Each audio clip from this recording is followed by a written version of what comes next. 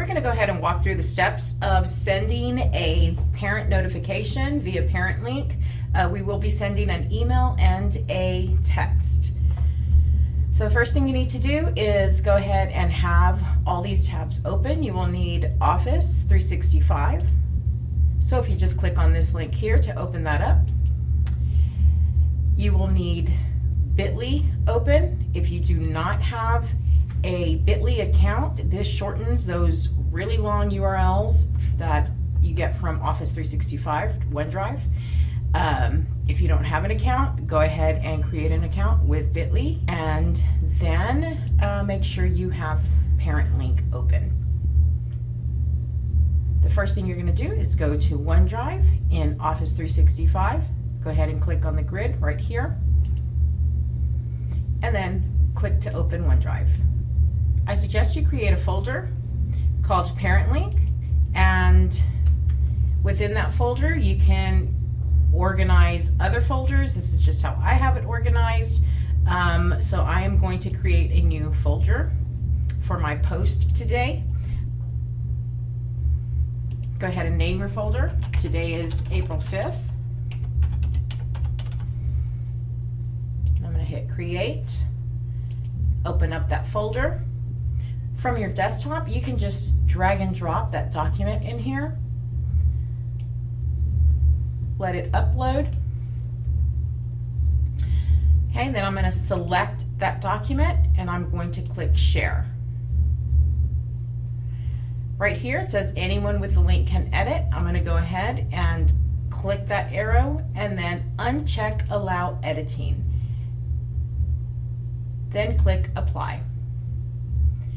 We are now going to click copy because it's saying anyone with the link can view.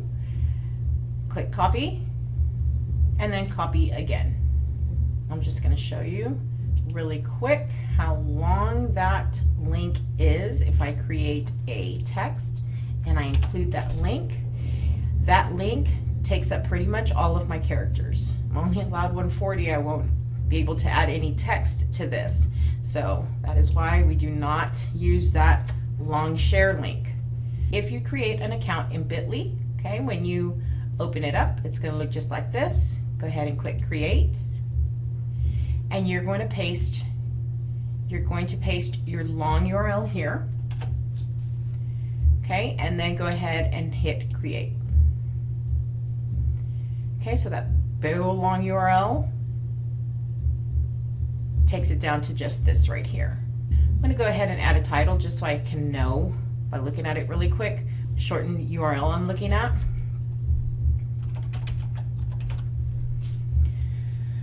Make sure you copy your shortened URL. Now when you go to Blackboard and you click on text to open it up and you share that link, okay, it is just a really short link and you have room to add some text. Okay, go ahead and go to email. If you click more, you can go ahead and add your text here. Add whatever you need to add. If you need to attach a document, just click on that paper clip there, go to your desktop, select your file. If you see it here, it's good to go. Make sure you add a title. You can't send the message without a title. Choose your recipients. Most of you won't see all of this. You will just see your campus.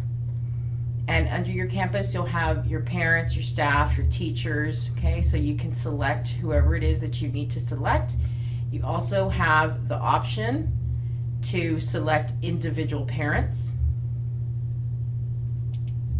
Start time, you can go ahead and click on that because if you want to send it in real time, you can go ahead and do that. But if you also want to schedule it to send out on a few more dates in the future, go ahead and click that plus sign and you can add your dates and times that you want that to be sent out.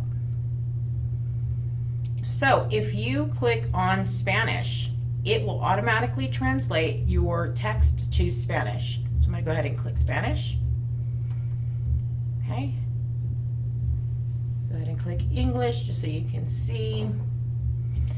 sure you have your title, make sure you have your recipients, choose your times, make sure you select, after typing your text, make sure you select Spanish so it can translate that text. If you need to add an attachment, make sure your attachment is there. And in your text message that you'll be sending out to parents, make sure that you have that link, okay?